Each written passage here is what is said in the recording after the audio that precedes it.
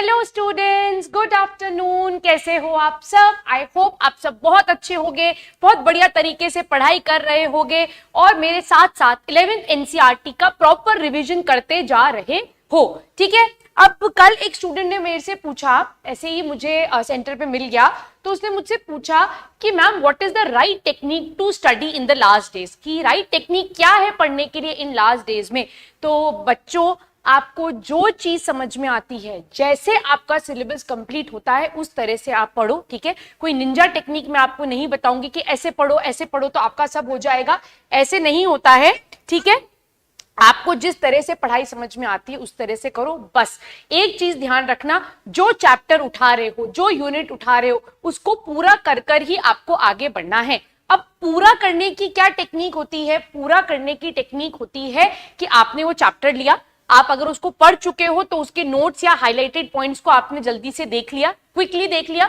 उसके बाद उसके इंपॉर्टेंट क्वेश्चंस करे, उसके पीवाईक्यूज करे और उसका एक छोटा सा टेस्ट दे दिया। इसको करने के बाद आप नेक्स्ट चैप्टर पे मूव करो। ऐसे मत करना कि मैम मैंने पूरा, जैसे एनाटॉमी ऑफ फ्लावरिंग प्लांट्स है, उसमें बहुत बच्चे मुझे बोलते हैं ma'am anatomy of flowering plants तो मैंने पढ़ लिया है, लेकिन मेरा सेकेंडरी ग्रोथ अभी उसमें बाकी है। तो ये लेकिन, किंतु, परंतु, बट वाली जो चीजें हैं ना, अब हमको उन्हें अपनी लाइफ से एलिमिनेट कर देना है। वो हमको अब हेल्प नहीं करेंगी। आपने पूरा साल बोला होगा इस टॉपिक को बाद में देखूंगा, इस टॉपिक को बाद में देखूंगा, तो बच्चों वो बाद अब आ चुका है। अब छोड़े हुए टॉपिक्स को देखिए, रिविजन पर जोर डालिए और ज्यादा से ज्यादा क्वेश्चंस प्रैक्टिस करिए। और क्वेश्चंस में भी आप अगर पीवाईक्यूज पे ज्यादा जोर डालेंगे तो आपके लिए अच्छा रहेगा। तो ये थी मेरी तरफ से आज की ज्ञान की चुटकी। ठीक है। Tanish good morning, Krish good afternoon, Kareena good afternoon. अच्छा करीना, तेरे पेपर कब खत्म होंगे? आज तेरा पेपर था, कैसा हुआ exam? Common biology, hello good afternoon, कैसे हो सब? चलो तो पढ़ना स्टार्ट करते हैं आज biomolecules, which is our last chapter of the third unit. ठीक है। तो ये हमारा क्यू, गुड, पढ़ाई अच्छी चल रही है आपकी? चलिए बहुत बढ़िया बात है। लैग हो रहा है क्या बच्चों? लैग हो तो प्लीज आप ना कमेंट्स में बोल दिया करो कि लैग हो रहा है। ठीक है। ओके करीना, पेपर अच्छा हो गया? चल बहुत बढ़िया बात है। अब पढ़े अपन करीना? हाँ, और करीना तेरे लिए पहले एक और इन्फॉर्मेशन मैं यहीं दे रही हूं। ठीक है करीना, आज हम क्वेश्चन प्रैक्टिस नहीं करेंगे। बायोमोलिक्यूल्स का जो चैप्टर है बच्चों, इसको 2 पार्ट्स में डिवाइड कर कर पढ़ेंगे। पार्ट 1 आज पढ़ेंगे। मेरी पूरी कोशिश रहेगी कि मैं प्रोटीन्स तक आपको पढ़ा दूं। ठीक है। और कल वाले चैप्टर में न्यूक्लिक एसिड और एंजाइम वाला पार्ट जो है वो कल पढ़ाऊंगी और उसके बाद इसके इंपॉर्टेंट क्वेश्चन करूंगी। No ma'am? क्या नो मैम? ठीक है। तो अपन पढ़ेंगे चैप्टर 9 बायोमोलिक्यूल्स। अब ये जो बायोमोलिक्यूल्स चैप्टर है ना बच्चों, ये हमारी केमिस्ट्री के साथ भी लिंक्ड होता है। ठीक है। केमिस्ट्री में भी एक चैप्टर है, तो कोशिश करेंगे कि दोनों चैप्टर का एक बैलेंस बनाकर अपन पढ़े, है ना। ऑब्वियसली मैं आपको केमिस्ट्री की बहुत डेप्थ तक नहीं ले जा पाऊंगी क्योंकि मेरी भी लिमिटेशन है, मुझे भी केमिस्ट्री अब उतनी याद नहीं है। तो जो केमिस्ट्री वाला पार्ट है आप वहीं पढ़ेंगे, पर जितना केमिस्ट्री का पार्ट हमको यहाँ बायोलॉजी में लगेगा तो बायोकेमिस्ट्री का मेल मिलाप करवा के मैं ये चैप्टर आज आपको करवा दूंगी। ठीक है।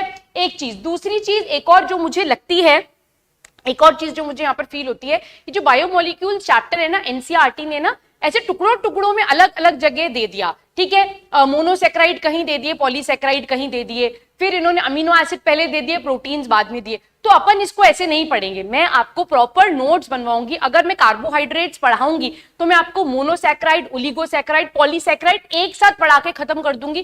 फिर लिपिड्स पढ़ेंगे और लिपिड्स के बाद अपन प्रोटीन्स करेंगे, और प्रोटीन्स जब पढ़ेंगे तो उसी में ही अपन उसके अमीनो एसिड्स को भी पढ़ लेंगे। ठीक है। तो ये तरीका जो है वो थोड़ा सा बेटर है। इससे क्या होगा, चैप्टर पूरा का पूरा कंप्लीट हो जाएगा और आपको इसे ज्वाइन करने की जरूरत नहीं पड़ेगी कि अरे मोनोसेक्राइड कहां पढ़े थे, पॉलीसेक्राइड्स कहां पढ़ रहे हैं। डेफिनेटली एनसीईआरटी की रीडिंग जरूर करेंगे, जो इंपॉर्टेंट चीजें हैं वो एनसीईआरटी में हाईलाइट कराऊंगी, बाकी मैं इसके सारे नोट्स यहां पर लिखूंगी, तो आपको ये सारे नोट्स पीडीएफ फॉर्मेट में मिल जाएंगे। ठीक है।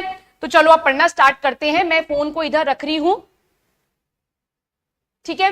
जितने भी कमेंट्स हैं वो साइड में से ही मैं देखती चली जाऊंगी और जहां मुझे आंसर करना होगा मैं आंसर कर दूंगी। फोन आज साइड में रखा है, बीच बीच में मैं उसको चेक कर लूंगी। तो पढ़ना स्टार्ट करते हैं अपन बायोमोलिक्यूल्स। ठीक है। तो पहले एनसीईआरटी की रीडिंग स्टार्ट कर लेते हैं। ठीक है।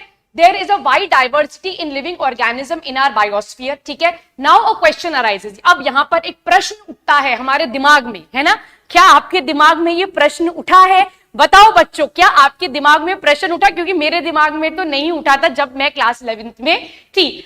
Are all living organism made up of same chemicals? क्या सारे लिविंग ऑर्गेनिज्म, सारे जीव जंतु सेम केमिकल्स के बने हुए हैं क्या? That is elements and compounds. You have learned in chemistry, अब तक आप केमिस्ट्री में पढ़ चुके हैं कि how elemental analysis is done. अगर आपने एलिमेंटल एनालिसिस नहीं पढ़ा है बच्चों, तो एनसीईआरटी आपको कड़े शब्दों में कह रही है कि पहले पढ़कर आओ, तो ही ये चैप्टर आपके समझ में आएगा, ठीक है। If we perform such an analysis on plant tissue, अगर हम ऐसा ही एनालिसिस प्लांट टिश्यू या एनिमल टिश्यू के ऊपर करें या किसी माइक्रोबियल पेस्ट के ऊपर करें, we will obtain a list of elements, हमें बहुत सारे एलिमेंट्स देखने के लिए मिलेंगे, जैसे कि carbon, hydrogen, oxygen and several others and their respective content per unit mass of a living tissue. If the same analysis is performed on the piece of earth crust, ठीक है, जो एक्सपेरिमेंट हम एक लिविंग टिश्यू के लिए कर रहे हैं, चाहे प्लांट में, एनिमल में, चाहे माइक्रोबियल पेस्ट में, अगर वैसा ही एक्सपेरिमेंट हम अर्थ की, धरती की क्रस्ट के ऊपर करते हैं,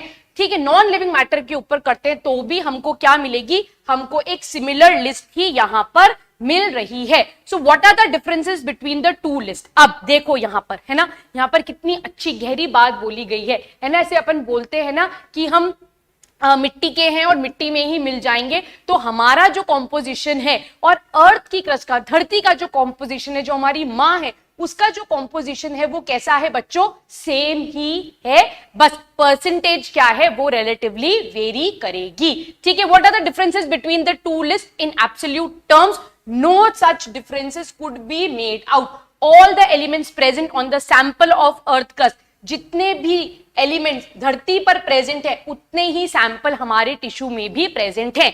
However, a closer examination, अगर क्लोजली इसको देखें, पास से अगर हम इसको देखें, it reveals that relative abundance of carbon, hydrogen with respect to other element is higher in any living organism than in the earth crust. तो यहां पर एनसीईआरटी स्पष्ट शब्दों में ये बोल रही है कि जो हमारा कॉम्पोजिशन है, ठीक है, वही धरती का भी कॉम्पोजिशन है, बस परसेंटेज जो है वो वेरी करती है, और इस परसेंटेज को पढ़ना इंपॉर्टेंट है। यही टेबल 9.1 में एनसीईआरटी ने बहुत क्लियरली दे रखा है, तो अपन भी इसको देख लेते हैं। ये अर्थ की क्रस्ट है, ये ह्यूमन बॉडी है, तो यहाँ पर हाइड्रोजन, कार्बन, ऑक्सीजन, ये तीन तो आपको याद करने पड़ेंगे, ये इंपॉर्टेंट है, ये तीन आपको यहां पर याद करने पड़ेंगे। साथ में लास्ट में आपको क्या याद करना पड़ेगा? एक सिलिका। इतना याद कर लो, उतना बहुत है, और अगर आपको सारे याद हो जाते हैं तो बहुत अच्छी बात है, नहीं तो कोई बात नहीं, ये तो आपको याद रखने ही रखने हैं। और इसमें एक इंपॉर्टेंट चीज ये है कि जो नाइट्रोजन है वो अर्थ की क्रस्ट पर बहुत कम है और हमारी बॉडी में इसका कॉम्पोजिशन काफी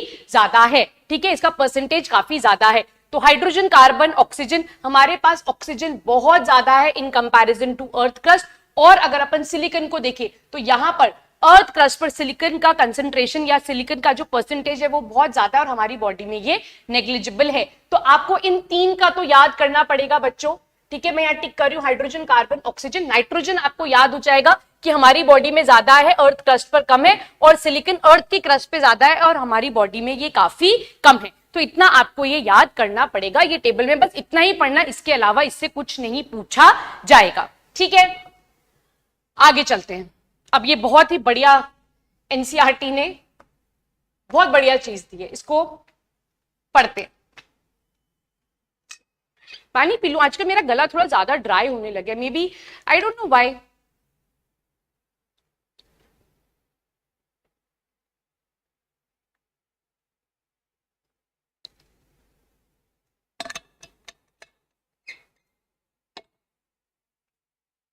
चलिए, we can continue asking in the same way, हम वापस से वही सेम चीज पूछ सकते हैं। What type of organic compounds, what, sorry black marker,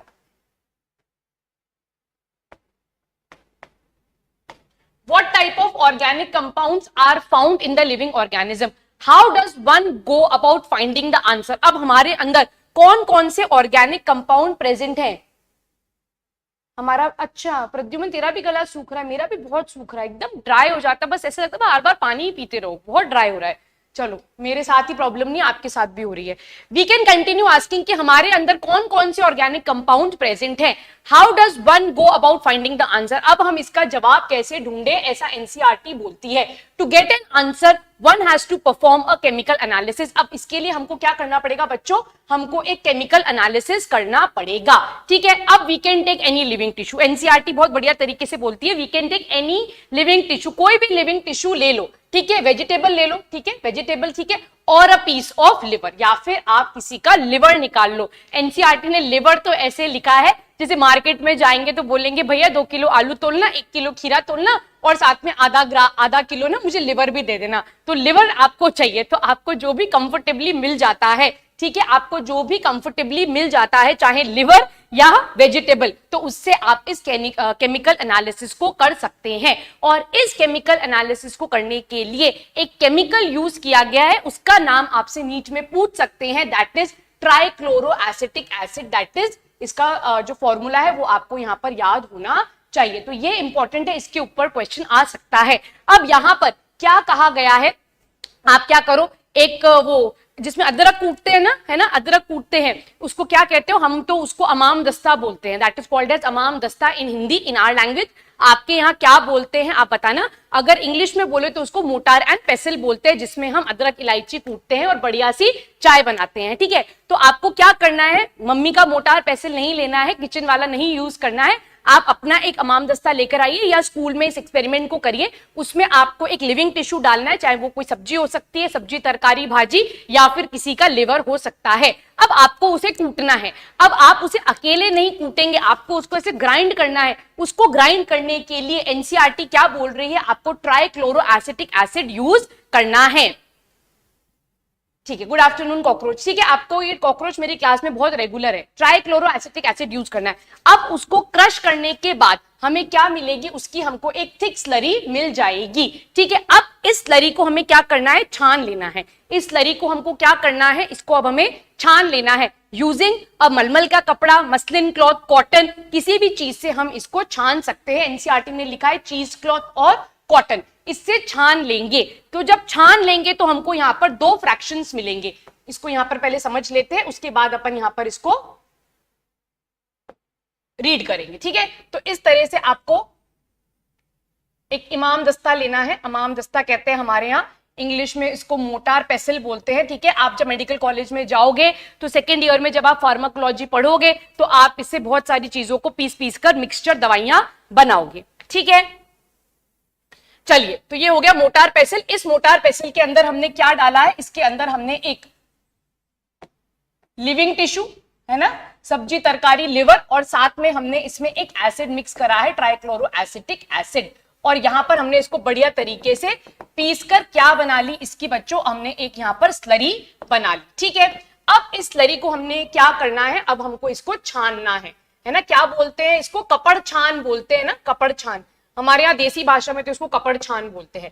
तो यहां पर आपको एक कपड़ा लगा लेना है ना, मसलिन क्लॉथ, कॉटन क्लॉथ और चीज क्लॉथ, कोई भी कपड़ा लगा के आपको इसको यहां पर छानना है। जब छानेंगे हम इसको तो एक पार्ट हमको यहां मिलेगा, एक पार्ट हमको इस बीकर में मिलेगा, और एक पार्ट जो है ना, एक पार्ट जो है बच्चों वो यहीं रह जाएगा, एक पार्ट जो है वो यहीं रह जाएगा, जो छनेगा नहीं। तो यहां पर हमको क्या मिल गए बच्चों, यहां पर हमको 2 पार्ट्स मिल गए। वेटेज ऑफ बायोमोलिक्यूल्स आता है बेटा, क्वेश्चन आता है ना, एक आध क्वेश्चन आ ही जाता है, इंपॉर्टेंट है, छोड़ना मत। सिमरन, मैं आपको यही बोलूंगी, मैं समझा रही हूं, जो आज और कल मैं पढ़ाऊंगी इसके बियॉन्ड क्वेश्चन नहीं आएगा, तो बस इसको समझ लो। और मैं बहुत ही इंटरेस्टिंग तरीके से बताऊंगी, तो आपको सारी चीजें यही की यही याद हो जाएंगी, ठीक है। भले मैं एक दिन और ले लूंगी, पर इस चैप्टर को छोड़ना मत, ठीक है सिमरन। वेटेज के ऊपर मत जाओ, हर चैप्टर से क्वेश्चन आएगा ही। हमको बायो में 360/360 का ही एम रखना है बच्चों, तो इसीलिए ये वेटेज वाइज मत पढ़ो, ठीक है सिमरन। करीना से ज्यादा रेगुलर हूं मैं करीना, ठीक है। चलो यहां देखो, इंपॉर्टेंट टॉपिक है, सब यही ध्यान लगाएंगे। अब ये पार्ट जो हमको नीचे ऑब्टेन हुआ, ये पार्ट जो हमको नीचे ऑब्टेन हुआ है, इसको हम बोलते हैं फिल्ट्रेट, इसको हम बोलते हैं फिल्ट्रेट, या हम इसको बोलते हैं एसिड सोल्यूबल पूल, या हम इसको बोलते हैं बायो माइक्रो मॉलिक्यूल्स, या हम इसको बोलते हैं मोनोमर्स।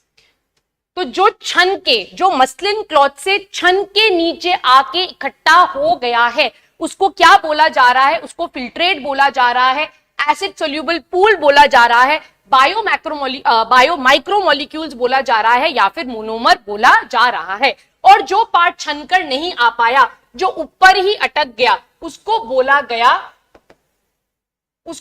गया रिटेंटेट, उसको बोला गया एसिड इनसोल्यूबल पूल, ठीक है, उसको बोला गया बायो मैक्रोमोलिक्यूल, ठीक है, और इसको बोला गया पॉलीमर्स, ठीक है। तो ये दो पार्ट आपको इस छानने के प्रोसेस से मिल गए। यहां तक समझ में आ गया? कोई डाउट है यहां तक? कोई डाउट यहां तक? ठीक है। अब जो फिल्ट्रेट या एसिड सोल्यूबल पूल या बायो माइक्रोमोलिक्यूल्स मोनोमर आए हैं, यहां पर इसका वेट क्या बोला गया है कि ये 18 से 800 डाल्टन की वेट के हैं। इनका वेट कितना है? इनका वेट है रफली अराउंड 18 टू 800 डाल्टन, ठीक है। और इसमें क्या आएंगे बच्चों? इसमें हमारे मोनोसैकेराइड्स आएंगे, ठीक है। मोनोसैकेराइड में जितने भी मोनोसैकेराइड हैं वो सारे यहीं आ जाएंगे। यहां पर अमीनो एसिड्स आएंगे, और ऐसे छोटे छोटे मॉलिक्यूल्स जो हैं वो हमें इस एसिड सोल्यूबल पूल के अंदर मिलेंगे। अब यहां पर रिटेंटेट पर जिनका वेट 800 डाल्टन से ज्यादा है, ठीक है, जो 800 डाल्टन से ज्यादा है वो इस रिटेंटेट में प्रेजेंट होंगे। तो यहां पर हमको बेसिकली क्या मिलेगा? यहां पर हमको मिलेगा बच्चों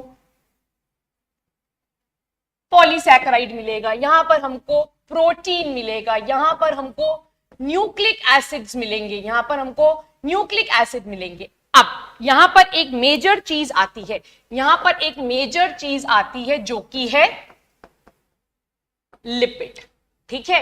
अब लिपिड जो है ना ये बहुत ही कमाल का है, और एनसीईआरटी भी इसको हर जगह फिट इन करने की कोशिश करती है। अब लिपिड जो है वो लेस देन 800 डाल्टन का है, लिपिड जो है वो लेस देन 800 डाल्टन का है। तो कायदे से नियम अनुसार उसको यहां आना चाहिए था, नियम अनुसार उसको इस एसिड सोल्यूबल पूल में आना चाहिए था, पर वो नहीं आया, है ना। वो नहीं आया। क्यों नहीं आया? कि जैसे ही हमने लिविंग टिश्यू की क्रशिंग करी, जैसे ही हमने लिविंग टिश्यू की क्रशिंग करी, जो लिपिड है वो सारा वेसाइकल फॉर्म में आ गया, वो सारा एग्रीगेट हो गया, पूरा इकट्ठा हो गया, और इकट्ठा होने की वजह से उसने अपना साइज इंक्रीज कर लिया और वो यहां पर फिल्टर नहीं हो पाया।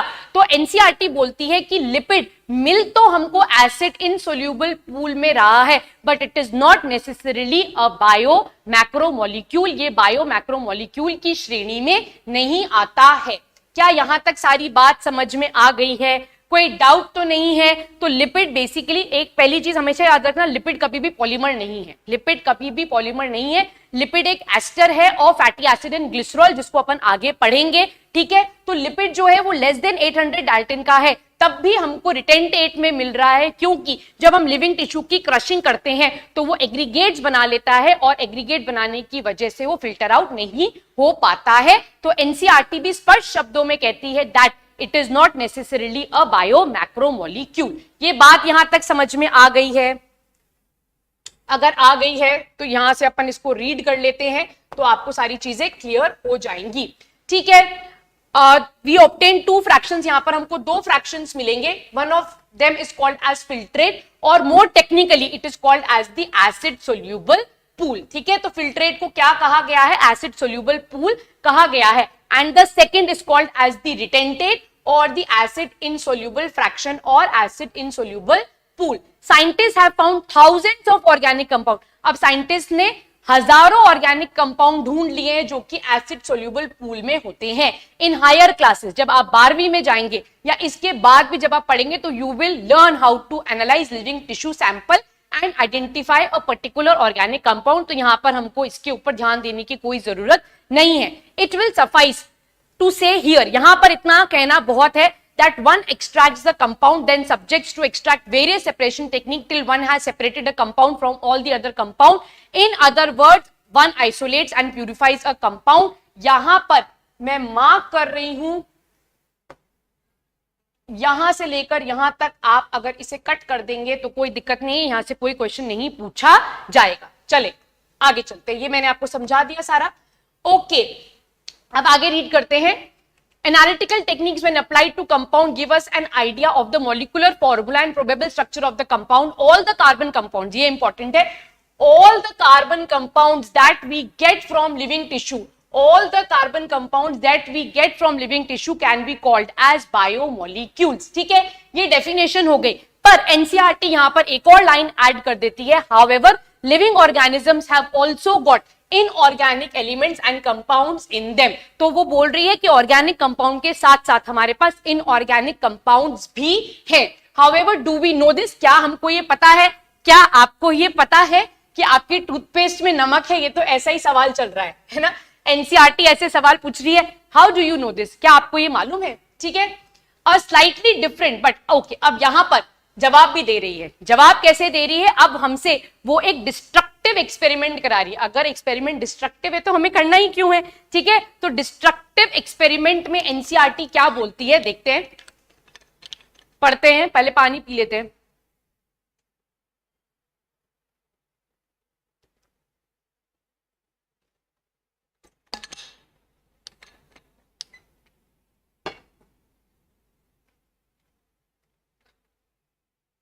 अब एनसीईआरटी कहती है हमको क्या लेना है, एक लिविंग टिश्यू लेना है। वापस से हमको क्या लेना है, एक लिविंग टिश्यू को लेना है। अब लिविंग टिश्यू में यहां पर वो लीफ हो सकती है या लिवर हो सकता है। ठीक है, तो अब आप घर पे जानवर पकड़ लो, उसको पकड़ के उसमें चक्कू से कट लगा के उसको चीर के उसका लिवर निकाल लो, है ना, इसीलिए इसको डिस्ट्रक्टिव बोला गया है। ठीक है, अब उसको वेट कर लो, अब उसका वेट ले लो, तो इस वेट को हम क्या बोलेंगे, this weight is called as its wet weight, क्योंकि वहां पर काफी सारा वाटर प्रेजेंट है, so that weight is called as wet weight. अब आप इसको सुखा दो, अब आप इसको सुखा दो, तो अब उसका वेट नापो, तो उस वेट को हम क्या बोलेंगे, ड्राई वेट बोलेंगे, क्योंकि अगर हम उसे सुखाएंगे तो सारा पानी जो है बच्चों वो क्या हो जाएगा, इवेपोरेट हो जाएगा। ठीक है, all the water evaporates, the remaining material now gives the dry weight. ठीक है, अब ड्राई वेट आ गया, अब क्या करो, अब इस टिश्यू में तिल्ली लगा दो, आग लगा दो। ठीक है, आग लगाने से क्या होगा, टिश्यू जल जाएगा। ठीक है, जितने भी कार्बन कंपाउंड्स हैं वो सारे ऑक्सीडाइज हो जाएंगे गैसियस फॉर्म में, CO2 वाटर वेपर के फॉर्म में निकल लेंगे। सो अब जो हमारे पास बचा है उसको हम क्या बोलते हैं मेरे बच्चों, उसको हम बोलते हैं ऐश, है ना, ऐश।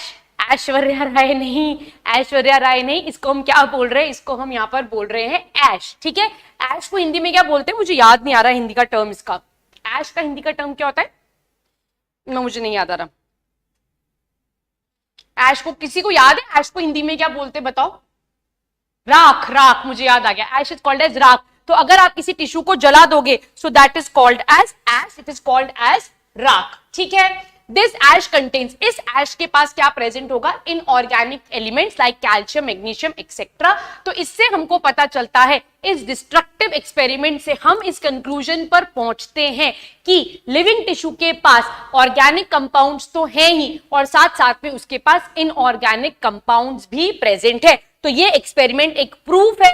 कैसे कर रहे हो, आपको एक लिविंग टिश्यू लेना है, उसको नापना, उसका वेट लेना है, तो वो उसका वेट वेट हो गया, उसको सुखा दो, वो उसका ड्राई वेट हो गया, उसमें आग लगा दो, तो आग लगाने से सारे कार्बन कंपाउंड्स तो जल के खत्म हो जाएंगे, जो हमें मिलेगी वो राख होगी, जिसको आप ऐश बोलते हो, और उस ऐश के अंदर क्या प्रेजेंट होगा, कैल्शियम, मैग्नीशियम, ये सारी चीजें यहां पर प्रेजेंट होंगी। ठीक है, inorganic compounds like sulphate, phosphate etcetera are also seen in acid soluble fraction. Therefore, elemental analysis gives us elemental composition of living tissue in the form of hydrogen, oxygen, chlorine, carbon, etc. While analysis for compound give us the idea the kind of organic and inorganic constituent present in the living tissue. इन सबके ऊपर जोर डालने की कोई जरूरत नहीं है, आपको सिर्फ ऐश वर्ड याद रखना है, ड्राई वेट, वेट वेट, ये सारी चीजें यहां पर याद रखनी है।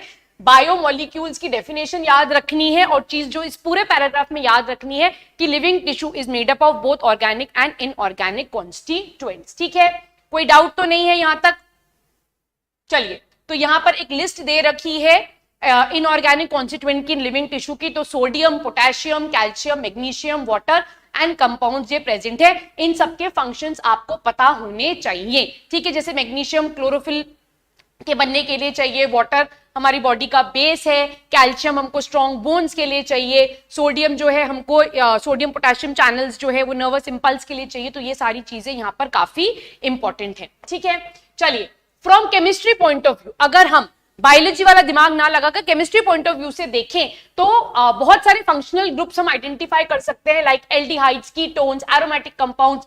But from biological point of view अगर हम बायोलॉजी के पॉइंट ऑफ व्यू से इन्हें देखते हैं तो हम इनको क्या बोलेंगे, हम इनको अमीनो एसिड्स बोलेंगे, हम इनको न्यूक्लियोटाइड बेसिस बोलेंगे, फैटी एसिड बोलेंगे, ऐसी चीजें बोलेंगे। हम यहाँ पर फंक्शनल ग्रुप से इनको आइडेंटिफाई नहीं करेंगे, वो पार्ट जो है वो केमिस्ट्री का पार्ट है। ठीक है, राग कहते हैं, हाँ प्रद्युम्न मुझे भी याद आ गया, उसको राग कहते हैं। अब यहाँ पर मैं बच्चों कुछ इंपॉर्टेंट चीजें लिख रही हूं जो डायरेक्ट एग्जाम में हमसे पूछ ली जाती हैं, तो आप इसके यहाँ पर नोट्स बना लीजिएगा। ठीक है, ठीक है। तो पहला डायरेक्ट क्वेश्चन पूछते हैं।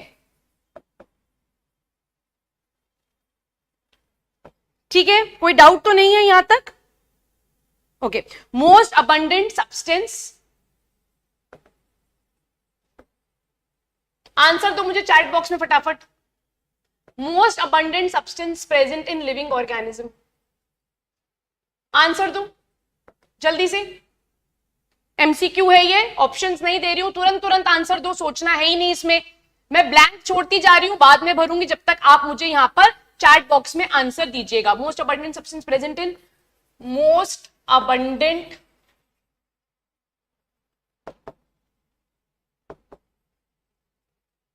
inorganic substance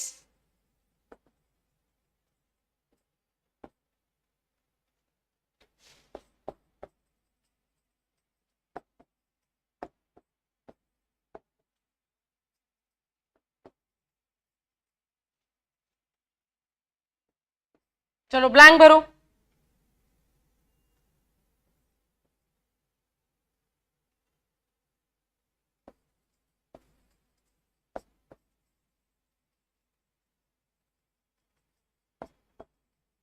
most abundant organic substance, most abundant organic substance,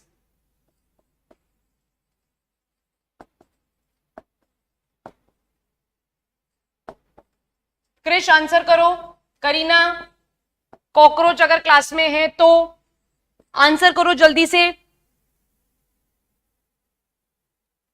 most abundant mineral,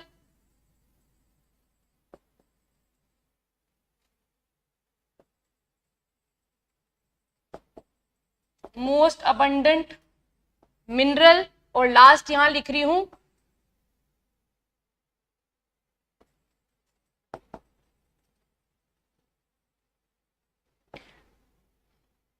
करो करो करो जल्दी जल्दी जल्दी जल्दी। मोस्ट, अच्छा ये छूट गया, मोस्ट अबंडेंट एलिमेंट। चलो भरो, मैं वेट कर रही हूं आंसर्स का, भरो इन्हें। मोस्ट अबंडेंट सब्सटेंस प्रेजेंट इन लिविंग ऑर्गेनिज्म, एंजाइम नहीं पूछा है मैंने, मोस्ट अबंडेंट सब्सटेंस प्रेजेंट इन लिविंग ऑर्गेनिज्म, तो इसका आंसर क्या होगा? Water. Most abundant inorganic substance present इन लिविंग ऑर्गेनिज्म, इसका आंसर भी क्या होगा बच्चों? Water. Most abundant organic substance present इन लिविंग ऑर्गेनिज्म, सबसे ज्यादा ऑर्गेनिक सब्सटेंस कौन सा मिलेगा? ये एनसीईआरटी ने स्पष्ट शब्दों में लिखा हुआ है, इसका राइट आंसर होगा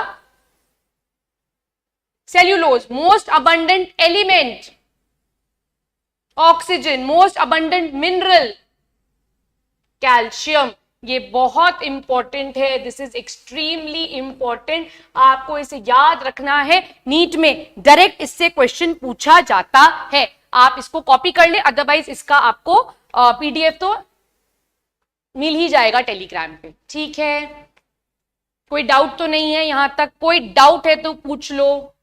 अब अपन पढ़ना स्टार्ट करेंगे कार्बोहाइड्रेट्स। यहां से मैं नोट्स बनाऊंगी, ठीक है, यहां से मैं नोट्स बनाऊंगी, जितने भी डाउट्स आते जा रहे हैं आप चैट में लिखते जाना, मैं एक साथ बाद में सारी चैट पढ़ लूंगी, बीच बीच में मैं चैट नहीं लूंगी। ठीक है, तो मैं यहां पर लिखती जा रही हूं सारा, आप भी मेरे साथ साथ चाहें तो नोट्स बना सकते हैं, अदरवाइज आप चाहें तो समझ सकते हैं पूरा टॉपिक, उसके बाद आपको नोट्स पीडीएफ में डेफिनेटली मिल ही जाएंगे। ठीक है,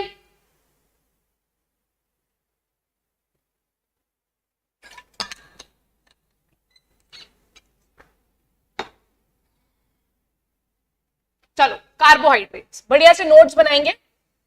कार्बोहाइड्रेट्स का नाम सुनते ही क्या चीज याद आती है ग्लूकोज के अलावा? सबसे पहले याद आता है दैट दे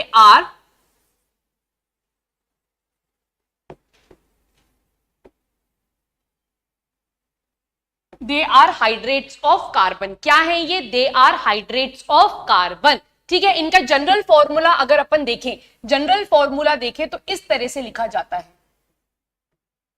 ठीक है, इसका जनरल फॉर्मूला इस तरीके से लिखा जाता है। ठीक है, इसमें कोई डाउट तो नहीं है। बट आप कुछ बुक्स में देखोगे कि ये ऐसे भी लिखा हुआ होता है, कुछ बुक्स में ये ऐसे भी लिखा हुआ रहता है C6H2OY, जिसमें X is equal to Y लिखा हुआ रहता है। ठीक है, अब ये जो फॉर्मूला है ना बच्चों, जिसमें CnH2O होल N अगर लिखा हुआ है, ठीक है, तो यहां पर भी N लिख देते हैं। ठीक है, अगर इस तरह से आपको ये फॉर्मूला देखने के लिए मिलता है, ठीक, तो ये जो है ना बच्चों, दिस इज नॉट एप्लीकेबल, ये एप्लीकेबल नहीं होता है फॉर पॉलीसैकेराइड्स। ठीक है, पॉलीसैकेराइड्स के लिए ये एप्लीकेबल नहीं होता है। तो जनरली ये फॉर्मूला जो है, ये रिप्रेजेंटेशन जो है, ये एकदम करेक्ट रिप्रेजेंटेशन होती है। ठीक, तो यहां पर x is equal to Y हो सकता है और ये इसी पैटर्न में आपको मिलेगा। अब कार्बोहाइड्रेट्स के बारे में दूसरी इंपॉर्टेंट बात जो है, ठीक है, इसका क्लासिफिकेशन।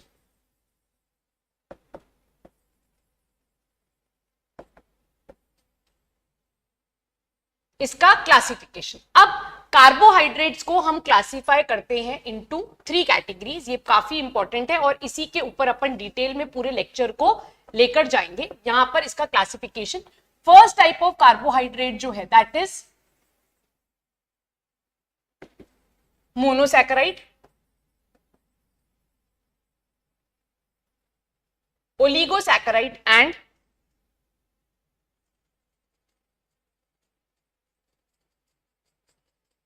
पॉलीसैकेराइड। ठीक है, मोनोसैकेराइड, ओलिगोसैकेराइड, पॉलीसैकेराइड। मोनोसैकेराइड्स क्या होते हैं बच्चों, ध्यान से समझ लो यहीं पर। मोनोसैकेराइड्स क्या होते हैं?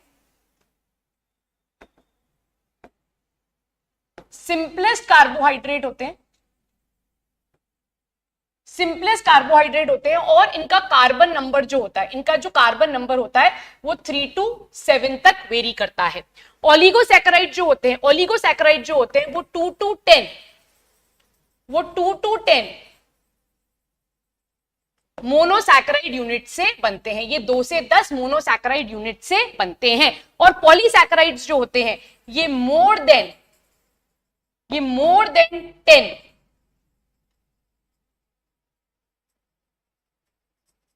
देन 10 मोनोसैकेराइड यूनिट से बनते हैं। तो यहां पर monosaccharide, oligosaccharide, polysaccharide, generally oligosaccharide term जो है वो यूज नहीं किया जाता और यहां पर हम एक टर्म यूज करते हैं, यहां पर हम एक टर्म यूज करते हैं that is called as disaccharide. यहां पर हम एक टर्म यूज करते हैं that is called as disaccharide. बच्चों पर याद रखना, डाइसैकेराइड जो है वो कार्बोहाइड्रेट है जिसमें 2 मोनोसैकेराइड्स आपस में जुड़े हुए हैं, तो it is a type of oligosaccharide only. तो जनरली एनसीईआरटी ओलिगोसैकेराइड यूज करने की जगह डाइसैकेराइड यूज कर लेती है, तो आप कंफ्यूज मत होना। डाइसैकेराइड जो है it is a type of oligosaccharide only. यहां पर स्पेसिफिकली कितने होंगे? यहां पर 2 मोनोसैकेराइड के, यहां पर 2 मोनोसैकेराइड के यूनिट होंगे। यहां तक समझ में आ गया? कोई डाउट तो नहीं है? चलिए आगे चलते हैं। आगे अब यहां पर अपन स्टार्ट करेंगे मोनोसैकेराइड से। बहुत इजी तरीके से पढ़ाऊंगी तो सारे स्ट्रक्चर्स आप खुद ही बनाओगे, आपको यहां पर कुछ भी रटने की जरूरत बच्चों पड़ेगी ही नहीं। तो इतना इजी तरीके से मैं आपको पढ़ाऊंगी। ठीक है, अब मोनोसैकेराइड या फिर मोनोसैकेराइड को स्टार्ट करने से पहले यहीं पर एक और चीज मेंशन कर लेते हैं कि कार्बोहाइड्रेट्स के पास ना बच्चों फंक्शनल ग्रुप्स प्रेजेंट होते हैं। कार्बोहाइड्रेट्स के पास बच्चों फंक्शनल ग्रुप प्रेजेंट होते हैं। तो यहां पर 2 फंक्शनल ग्रुप्स प्रेजेंट है, यहां पर 2 फंक्शनल ग्रुप प्रेजेंट है। एक है एल्डिहाइड फंक्शनल ग्रुप और दूसरा है कीटोन फंक्शनल ग्रुप। ठीक है, एक है एल्डिहाइड फंक्शनल ग्रुप और एक है कीटोन फंक्शनल ग्रुप। अगर एल्डिहाइड फंक्शनल ग्रुप प्रेजेंट होता है अगर एल्डिहाइड फंक्शनल ग्रुप प्रेजेंट होता है तो हम उसे बोलते हैं एल्डोज शुगर, हम उसे बोलते हैं एल्डोज शुगर। और अगर कीटोन फंक्शनल ग्रुप प्रेजेंट है तो हम उसे बोलते हैं कीटोज शुगर, उसे हम क्या बोलते हैं, कीटोज शुगर बोलते हैं। ठीक, अब इसकी खास बात जो है, बहुत इंपॉर्टेंट चीज जो है, एल्डिहाइड जो होता है, एल्डिहाइड फंक्शनल ग्रुप जो होता है बच्चों, वो हमेशा कहां लगता है, हमेशा टर्मिनल कार्बन पर अटैच होता है। ये कहां अटैच होता है, ये हमेशा टर्मिनल कार्बन पर अटैच होता है। और कीटोन जो फंक्शनल ग्रुप है ये हमेशा नॉन टर्मिनल पर अटैच होगा। ये कहां अटैच होगा, हमेशा, ये हमेशा नॉन टर्मिनल पर अटैच होगा। ठीक है, बहुत इंपॉर्टेंट है। दूसरी खास बात, अगर एल्डिहाइड शुगर है, अगर एल्डिहाइड शुगर है तो सफिक्स क्या होगा, OSE। एल्डिहाइड शुगर है तो सफिक्स क्या होगा, OSE। और अगर कीटोन है तो सफिक्स क्या होगा, ULOSE। ठीक है, ज्यादातर केसेस में यही हमको देखने के लिए मिलता है।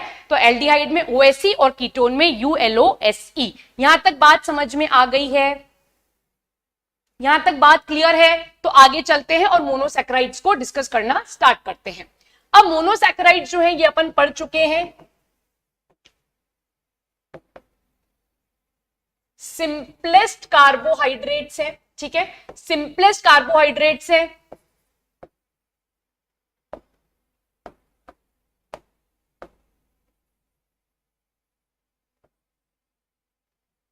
They cannot be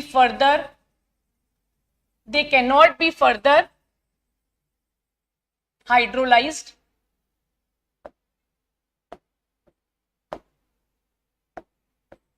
मतलब अब इन्हें हम और ज्यादा ब्रेक नहीं कर सकते हैं। इससे हम एक वाटर मॉलिक्यूल को निकालकर और फर्दर इसका डिग्रेडेशन नहीं कर सकते हैं, इसीलिए लिखा है they can not be further hydrolysed. ठीक है, हम जब मोनोसैकेराइड को जोड़कर जब डाइसैकेराइड बनाएंगे, जहां मैं आपको ग्लाइकोसिडिक बॉन्ड बताऊंगी, तो वहां पर मैं आपको बताऊंगी कि एक वाटर का मॉलिक्यूल निकलता है तो ही दो चीजें जुड़ती हैं। अब यहां से मैं एक वाटर के मॉलिक्यूल को नहीं निकाल सकती इसका फर्दर डिग्रेडेशन करने के लिए, इसीलिए बोला जाता है कि हम इनको फर्दर तोड़ नहीं सकते हैं। ठीक है, नेक्स्ट इंपॉर्टेंट बात जो यहां पर है, they are sweet in taste. ये कैसे है, टेस्ट में मीठी है।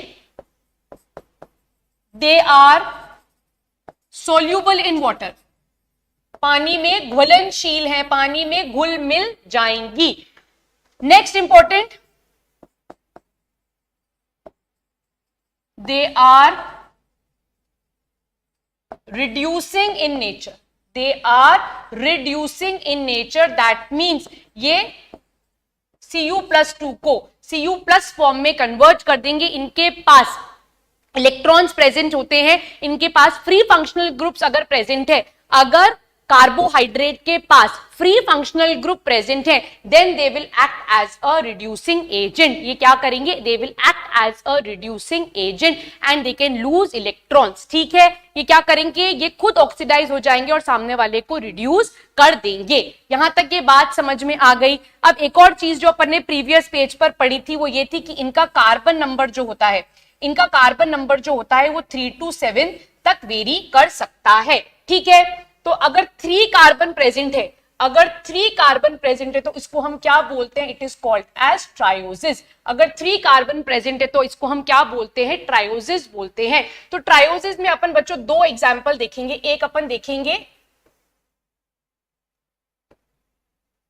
ग्लिसर एल्डिहाइड का और दूसरा अपन यही देख लेंगे, that is dihydroxy acetone. Structure मैं बनाऊंगी और मैं आपको प्रॉमिस कर रही हूं कि स्ट्रक्चर आपको मेरे साथ साथ यहीं पर क्या हो जाएंगे, याद हो जाएंगे। तो ट्रायोसिस है मतलब कितने कार्बन प्रेजेंट होंगे हमारे पास, 3। तो सबसे पहले ऐसे 3 कार्बन बना लो। ठीक है, अब यहां पर लिखा हुआ है ग्लिसर एल्डिहाइड, दैट मींस यहां पर फंक्शनल ग्रुप जो है वो एल्डिहाइड है। और मैंने प्रीवियस स्लाइड पे ही आपको समझाया है कि जो एल्डिहाइड ग्रुप होता है वो टर्मिनल कार्बन पर अटैच होगा। जो एल्डिहाइड फंक्शनल ग्रुप है वो हमेशा टर्मिनल कार्बन पर प्रेजेंट होगा। तो यहां पर ये अटैच हो गया हमारा एल्डिहाइड, ये अटैच हो गया हमारा एल्डिहाइड। अब क्या करना है, आपको कार्बन की वैलेंसीज को पूरा करना है। कार्बन की वैलेंसीज पूरी होगी by hydroxyl and by hydrogen. ठीक है, तो बस इसको यहां लगा दो और ये हमारा ग्लिसरल्डिहाइड का स्ट्रक्चर बन गया। कार्बन काउंट कर लो 1 2 3, तो फॉर्मूला लिख लो, यहां पर आराम से फॉर्मूला लिख लोगे C3। H काउंट कर लो 1 2 3 4 5 6, C3H6। O काउंट कर लो, O कितने हैं, O3। तो ये हमारा फॉर्मूला बन गया। अब आप इसे देखो C6,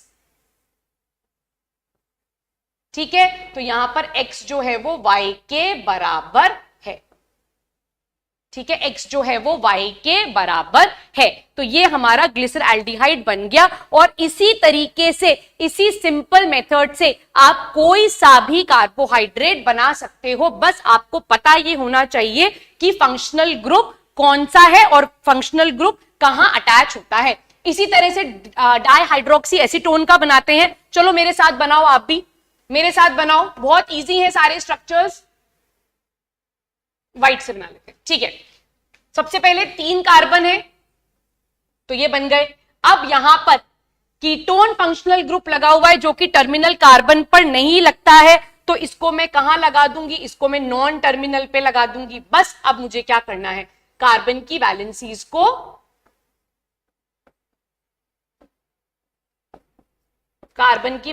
को अब मुझे यहां पर पूरा करना है। तो ये मेरा बन गया डाइहाइड्रोक्सी एसीटोन। आप देख लो, इसका फॉर्मूला भी C3H6O3 ही होगा, ठीक है। ये फर्स्ट कार्बन है, ये सेकंड कार्बन है, ये यहां पर थर्ड कार्बन है। फंक्शनल ग्रुप यहां पर सेकंड कार्बन पे लगा हुआ है, इसको क्या बोलते हैं हम, नॉन टर्मिनल बोलते हैं। क्या यहां तक बात समझ में आ गई है? क्या ये क्लियर है? ये बहुत इजी है। आगे चलते हैं। C4 दैट इज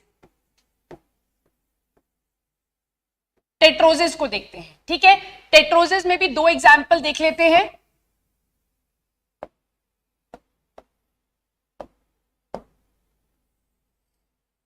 एक देख लेते हैं इरिथ्रोज और एक देख लेते हैं इरिथ्रोलोज, ठीक है। चलो बनाए, अपन बनाए। ओज लगा हुआ है, दैट मींस यहां पर फंक्शनल ग्रुप कौन सा होगा, एल्डिहाइड। यहां पर कौन सा फंक्शनल ग्रुप होगा, कीटोन। तो सबसे पहले 4 कार्बन की चेन बना लो, 1 2 3 4। ओज है, दैट मींस फंक्शनल ग्रुप लगा हुआ है हमारा फर्स्ट कार्बन पे। बस अब क्या करना है, अब कुछ नहीं करना, सिर्फ OH और H लगाकर कार्बन की वैलेंसीज को हमें पूरा करना है। तो इस तरीके से आपने यहां पर इरिथ्रोज का स्ट्रक्चर बना लिया, इसका चेन स्ट्रक्चर आपने बना लिया है, ठीक है। इरिथ्रोलोज को देखो, यहां पर कौन सा फंक्शनल ग्रुप लगा हुआ होगा, यहां पर कीटोन लगा हुआ होगा। तो सबसे पहले 4 कार्बन की चेन बना लो, सेकेंड कार्बन पे फंक्शनल ग्रुप लगा लो। बस अब आपको वैलेंसीज को ही पूरा करना है। ये बन गए आपके स्ट्रक्चर्स, बनकर तैयार हैं। और ये सारे स्ट्रक्चर्स अब आप खुद से बना सकते हो, इसमें कोई दिक्कत आपको आएगी ही नहीं। तो यहां पर हमने कंप्लीट कर लिया जब C हमारे पास 4 है, ठीक है।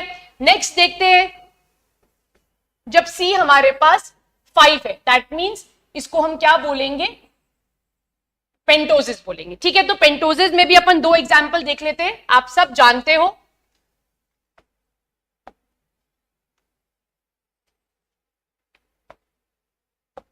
ठीक है, पहला एग्जाम्पल अपन यहां देख लेते हैं राइबोज, और दूसरा एग्जाम्पल अपन यहां पर देख लेते हैं राइब्यूलोज, ठीक है। राइबोज और राइब्यूलोज। अब बनाओ मेरे साथ साथ स्ट्रक्चर, कैसे बनेंगे, 1 2 3 4 5, ठीक है। राइबोज है, दैट मींस फंक्शनल ग्रुप जो है फर्स्ट कार्बन पे लगा हुआ है। अब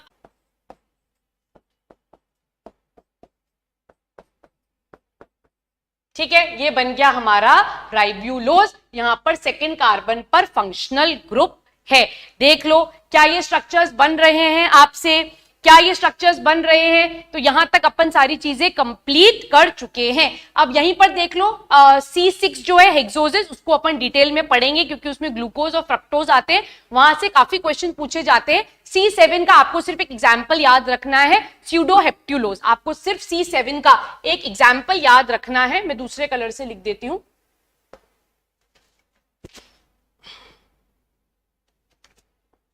C7 का स्यूडो हेप्ट्यूलोज। रुको, यहां पे दिख नहीं रहा होगा, मैं दोबारा लिखती हूं, 1 सेकेंड।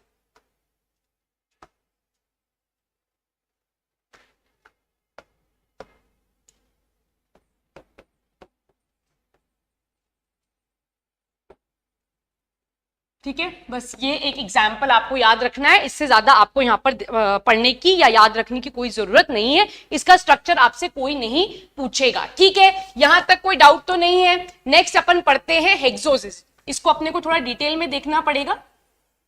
ठीक है, हेक्सोसिस में हम 2 एग्जाम्पल पढ़ते हैं। एक एग्जाम्पल अपन लेंगे बच्चों ग्लूकोज का, और दूसरा एग्जाम्पल अपन यहां पर लेंगे फ्रक्टोज का। अब फ्रक्टोज जो है इसका फंक्शनल ग्रुप कीटोन होता है, बट ये ULOSE वाली चीज को फुलफिल नहीं करता। तो यहां पर आपको याद रखना पड़ेगा कि फ्रक्टोज जो है उसका फंक्शनल ग्रुप कीटोन है और ग्लूकोज का फंक्शनल ग्रुप क्या है? एल्डिहाइड है।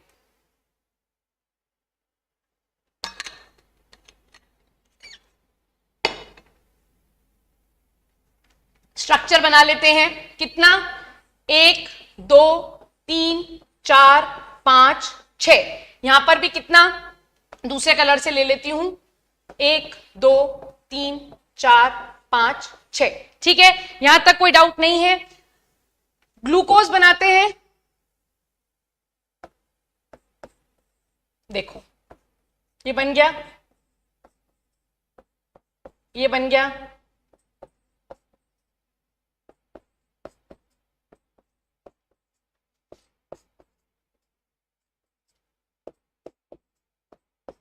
ठीक है। अब मैंने यहां पर ध्यान दो, यहां पर मैंने 3rd कार्बन छोड़ा है।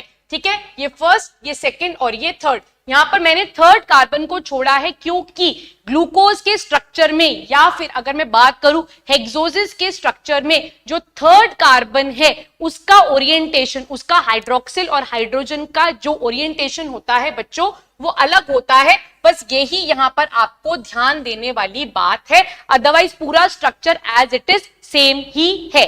फ्रक्टोज देख लो, फ्रक्टोज में 2nd फंक्शनल ग्रुप पर ऐसे होगा, बाकी सारी चीजें सेम। ठीक है, ये 1st 2nd, ये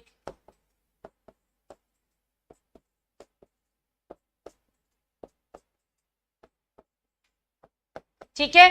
अब यहां पर भी जो 3rd कार्बन है उसका ओरिएंटेशन अलग होगा।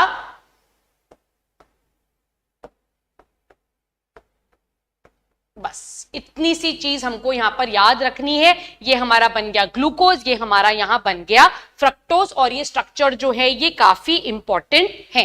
क्या ये बात यहां तक समझ में आ गई? तो यहां पर अपन ने अभी तक क्या बना लिए? सारे चेन स्ट्रक्चर्स बना लिए हैं, एंड आई होप आपने भी सारे चेन स्ट्रक्चर्स खुद से ही बनाए होंगे, और ये काफी इंपॉर्टेंट है। आप चाहें इसका स्क्रीनशॉट ले सकते हैं या फिर आप इसे कॉपी कर सकते हैं, PDF आपको मिल ही जाएगा। बट बहुत इंपॉर्टेंट है बच्चों, अगर आप हाथ से बना के स्ट्रक्चर्स देखोगे तो आप इन्हें कभी भी नहीं भूलोगे। ठीक है, चलो आगे चले। ये यहां तक बात क्लियर है।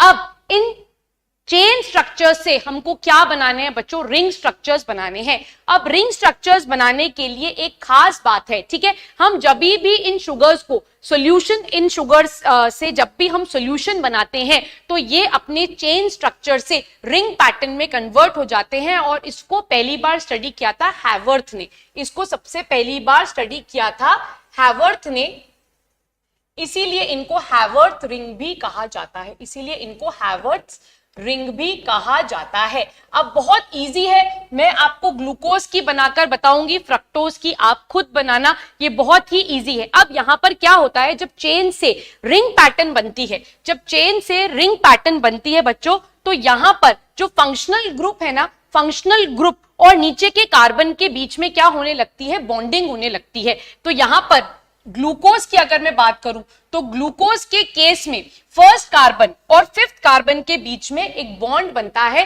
वो बॉन्ड क्यों बनता है? क्योंकि ये जो ऑक्सीजन है यहां से कार्बन से एक अपना बॉन्ड ब्रेक कर देता है और किसके पास चला जाता है? फिफ्थ कार्बन के पास चला जाता है। अब कार्बन को अपनी वैलेंसी पूरी करनी है, इसीलिए वो इस OH के साथ यहां पर बॉन्ड बनाता है। तो ये जो चेन स्ट्रक्चर थी, जो लीनियर स्ट्रक्चर थी, वो कैसी हो जाती है? वो रिंग पैटर्न में कन्वर्ट हो जाती है। एक और खास बात आपको याद यहां पर रखनी होगी, अगर रिंग में 5 मेंबर्स हैं, अगर रिंग में 5 मेंबर्स है तो वो फ्यूरेनोज रिंग कहलाती है, और अगर रिंग में 6 मेंबर हैं तो हम उसको पायरेनोज रिंग बोलते हैं। मैं वापस से रिपीट कर रही हूं, अगर रिंग में 5 मेंबर्स प्रेजेंट है तो वो फ्यूरेनोज रिंग कहलाती है, और अगर 6 मेंबर है तो ऐसी रिंग को हम पायरेनोज रिंग बोलते हैं। क्या ये बात समझ में आ गई? Mahesh sorry, good afternoon, late हो गया। कोई बात नहीं बेटा, लेट हो गया तो अभी बेसिक स्ट्रक्चर्स ही पढ़ रहे हैं, तेरे को समझ में आ जाएगा। ठीक है, क्या ये बात क्लियर है? लिखूं क्या मैं इसको? चलो मैं लिख देती हूं।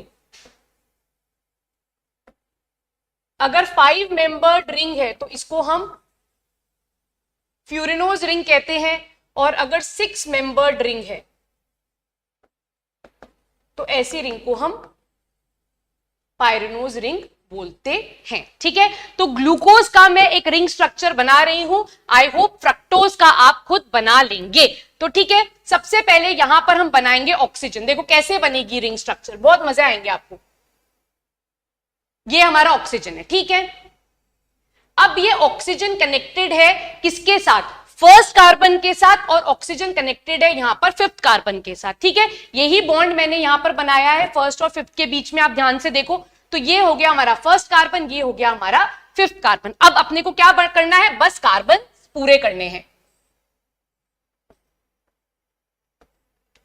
ये कार्बन दिख रहा है, ठीक है। ये फर्स्ट कार्बन, ये सेकेंड कार्बन, ये थर्ड कार्बन, ये फोर्थ कार्बन, ये फिफ्थ कार्बन, और इसी के ऊपर हमारा सिक्स्थ कार्बन प्रेजेंट होगा, CH2OH। ठीक है, ये हो गया, कोई डाउट तो नहीं है इसमें? आराम से। अभी कितनी मेंबर्ड रिंग है? ये 6 मेंबर्ड रिंग है, इसीलिए इसको क्या बोला जाता है? इसीलिए इसको ग्लूको पायरेनोज बोला जाता है, क्योंकि यहां पर 6 मेंबर्ड रिंग प्रेजेंट है।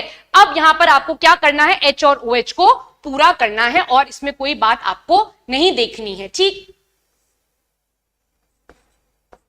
इस तरह से आप इसे लिख दीजिए। थर्ड कार्बन पे ओरिएंटेशन अलग होगा तो आप उसे अलग लिखना, बाकी सारी चीजें यहां पर एज इट इज सेम चलेंगी। अब मैम OH ऊपर कब आएगा, OH नीचे कब आएगा? हाइड्रोजन कब ऊपर आएगा, हाइड्रोजन कब नीचे आएगा? तो जो भी राइट हैंड साइड पे है वो नीचे, जो लेफ्ट हैंड साइड पे है वो ऊपर, और इस तरह से आपका ग्लूकोज का रिंग स्ट्रक्चर जो है बनके तैयार हो चुका है। अब फटाफट से आप फ्रक्टोज का बनाकर मुझे बताओ, और मैं फिर बनाऊंगी, आप उसे फिर चेक करना कि हाँ आपने जो स्ट्रक्चर बनाया है वो राइट है या रॉन्ग है। आप बनाओ, बना सकते हो क्या, या मैं ही बना के बताऊं? जल्दी बोलो, बना सकते हो या मैं बनाकर बताऊं? यहां पर बॉन्डिंग कैसे होगी? यहां पर सेकंड और फिफ्थ के बीच में बॉन्डिंग होगी, यहां पर सेकंड और फिफ्थ के बीच में बॉन्डिंग होगी, क्योंकि फंक्शनल ग्रुप जो है वो सेकंड कार्बन पर प्रेजेंट है। तो बना सकते हो या मैं बनाऊं? मैं हिंट दे रही हूं एक,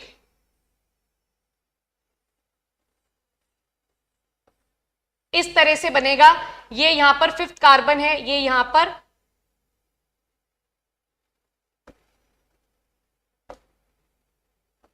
सेकेंड कार्बन है, ये फर्स्ट कार्बन यहां पर है। बन गई, हो ही गया, कोई दिक्कत ही नहीं है। ये first, second, third, fourth, fifth, और यहां पर सिक्स्थ कार्बन अटैच्ड है। ठीक है, क्योंकि ये थर्ड कार्बन है तो यहां पर इसका ओरिएंटेशन जो है वो अलग आएगा। ये बन गया हमारा फ्रक्टोज का structure. This is our fructose structure. Very good, बना सकते, वेरी गुड। क्या ये स्ट्रक्चर बन गया है आपका? अगर ऐसे स्ट्रक्चर्स बन गए हैं तो सक्सेसफुल हो चुके हैं आप। यहां तक बात समझ में आ गई है? कोई डाउट तो नहीं है? यहां पर कोई डाउट है तो प्लीज पूछ लो, फिर अपन आगे चलेंगे। आज लिपिड्स और प्रोटीन्स, अमीनो एसिड्स तक पूरा पढ़ लेंगे। ठीक है, टाइम है अभी तो, 1 घंटा हो जाएगा।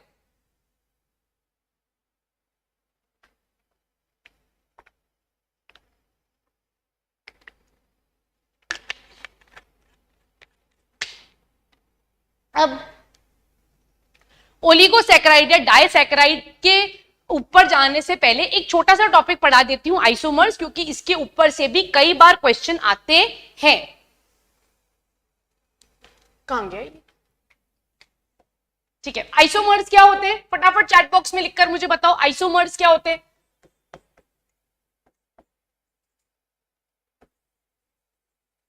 आइसोमर्स क्या होते हैं? जल्दी बताओ, कौन बताएगा आइसोमर्स क्या होते हैं? जल्दी, महेश, प्रद्युम्न, क्रिश, कॉकरोच, जो भी क्लास देख रहे हैं, जल्दी बताओ आइसोमर्स क्या होते हैं?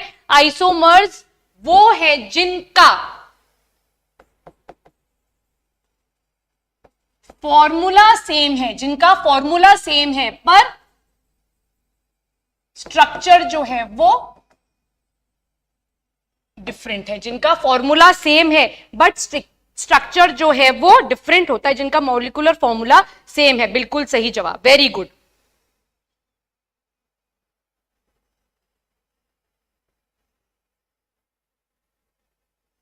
ठीक है, तो आइसोमर्स जो है बच्चों वो अपन दो टाइप के यहां पर पढ़ेंगे और बहुत ज्यादा डिटेल में नहीं जाएंगे, बस उतना ही पढ़ाऊंगी जितना एग्जाम में क्वेश्चन पूछा जाएगा। तो आइसोमर्स जो है यहां पर अपन दो तरीके के पढ़ेंगे, एक होगा एनोमेरिज्म और एक होगा एपीमेरिज्म। ठीक है, तो दो ही तरीके के पढ़ेंगे, एनोमेरिज्म और एपीमेरिज्म। एनोमेरिज्म जो है बच्चों वो आपको सिर्फ रिंग स्ट्रक्चर में देखने के लिए मिलेगा। एनोमेरिज्म जो है वो सिर्फ आपको रिंग स्ट्रक्चर में देखने के लिए मिलेगा, वेराज जो एपीमेरिज्म है वो आपको चेन स्ट्रक्चर में देखने के लिए मिलेगा। ठीक है, यहां तक क्लियर है, इसमें कोई डाउट नहीं है? ठीक है, तो सबसे पहले मैं आपको एनोमर्स बता रही हूं और जितना मैं बता रही हूं बस उतना ही एग्जाम के लिए याद रखना है, इससे ज्यादा आपको याद रखने की यहां पर कोई जरूरत नहीं है। अब यहां पर मैं दो स्ट्रक्चर्स बना रही हूं, ठीक है, मैं यहां पर अब दो स्ट्रक्चर्स बना रही हूं, आपको आइडेंटिफाई करके मुझे बताना है कि कहां डिफरेंस आ रहा है और वो कैसा, इसको हम क्या क्या नाम दे सकते हैं। ठीक है, देखो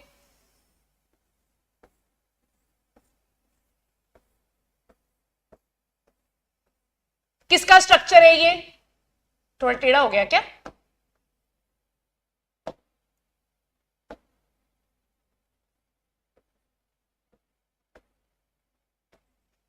ये ग्लूकोज का स्ट्रक्चर है, ये ग्लूकोज का स्ट्रक्चर है, ये ग्लूकोज का फर्स्ट कार्बन है। तो फर्स्ट कार्बन पर इस तरह से ओरिएंटेशन होता है, अग्री करते हो? अगर ये ओरिएंटेशन है तो ऐसे ग्लूकोज को मैं क्या बोलती हूं? ऐसे ग्लूकोज को मैं अल्फा ग्लूकोज बोलती हूं, ऐसे ग्लूकोज को मैं अल्फा ग्लूकोज बोलती हूं। सेकेंड स्ट्रक्चर देखो और आइडेंटिफाई करो क्या हुआ है।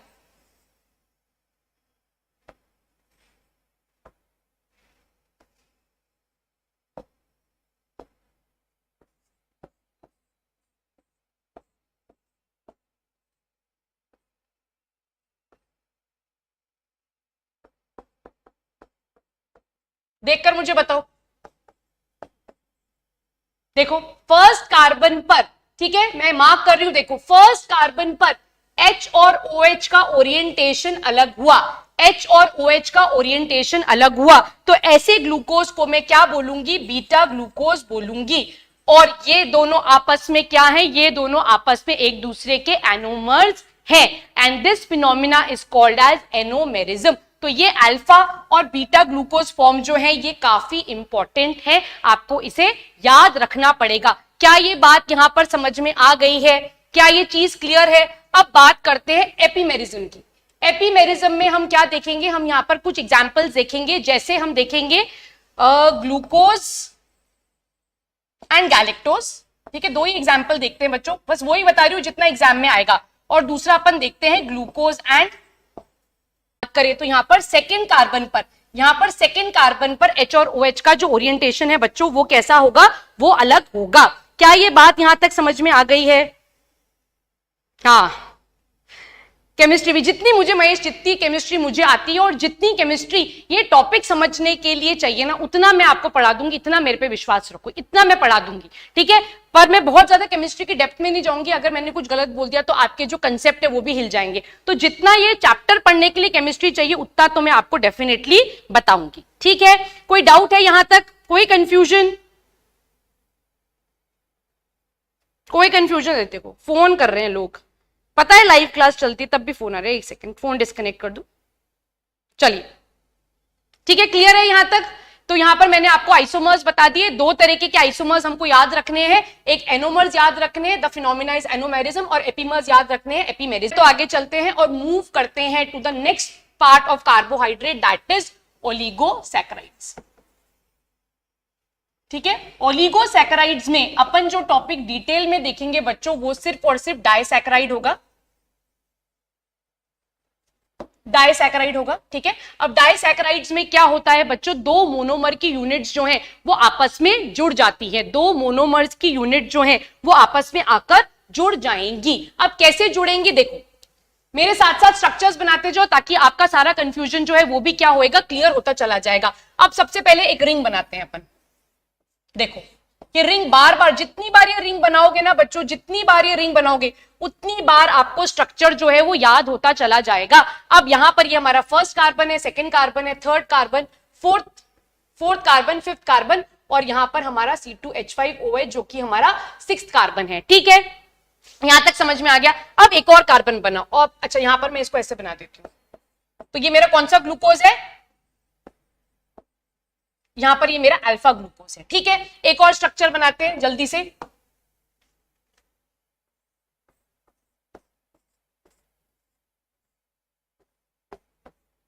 ठीक है, ये first carbon, second carbon, third carbon, fourth carbon. Fourth carbon पर ओरिएंटेशन कैसा है, ऐसा, और यहां पर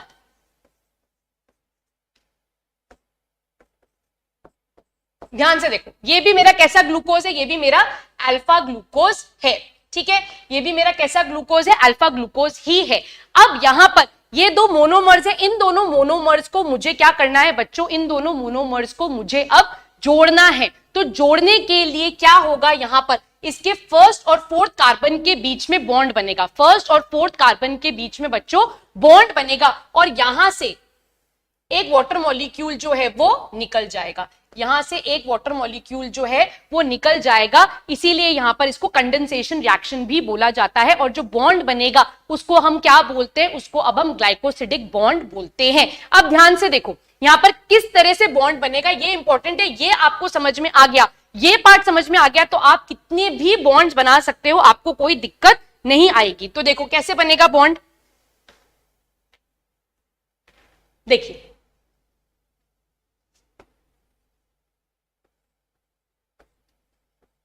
मैं बार बार जहां पर हाइड्रोजन और OH की जरूरत है सिर्फ वहीं बना रही हूं, बाकी सारी जगह में नहीं बना रही हूं। ठीक,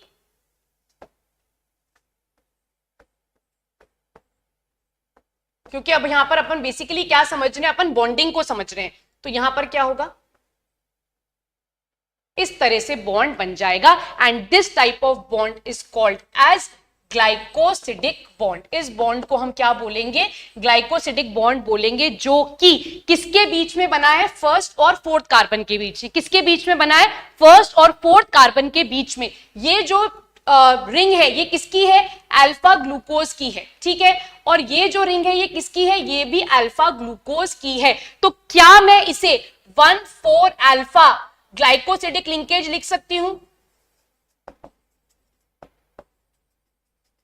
ठीक है, या फिर इसे अल्फा 1,4 ग्लाइकोसिडिक लिंकेज भी लिखा जाता है, और यही ज्यादा राइट मेथड है इसको लिखने का। ठीक है, यही ज्यादा राइट मेथड है, अल्फा 1,4 ग्लाइकोसिडिक लिंकेज। क्या ये बात समझ में आई है, क्या ये बात समझ में आई, alpha 1,4, very good, alpha 1,4 glycosidic linkage. अच्छा अब यहां ध्यान से देखो, एक चीज यहां पर ध्यान से देखो, अगर मैं यहां पर ओरिएंटेशन बदल दूं, अगर मैं यहां पर ओरिएंटेशन बदल दूं, मैं इसको OH और इसको मैं H कर दूं, इसको मैं OH और इसको अगर मैं H कर दूं, तो नाम क्या हो जाएगा, अल्फा बीटा 1,4 ग्लाइकोसिडिक लिंकेज हो जाएगा। क्या मेरी बात समझ में आ गई है, क्या ये पॉइंट क्लियर है? अगर मैंने ओरिएंटेशन चेंज कर दिया, अगर मैंने बीटा ग्लूकोज यूज कर लिया, तो इस लिंकेज का नाम क्या होगा, चेंज हो जाएगा, it would be alpha beta 1,4 glycosidic linkage. क्या ये बात समझ में आ गई? ये बहुत इंपॉर्टेंट कंसेप्ट है, इसी के ऊपर आप सारे डाइसैकेराइड्स को याद करोगे, इसी को पढ़कर आप सारे डाइसैकेराइड के बीच की लिंकेज को समझ पाओगे। क्या ये पॉइंट क्लियर है? अगर क्लियर है तो थम्स अप दे दो और चैट बॉक्स में लिख दो हाँ ये क्लियर है, तो मैं आगे चलती हूं। महेश क्या ये बात समझ में आ गई है? कृष, प्रद्युमन, अगर ये बात क्लियर है तो आगे चलते हैं।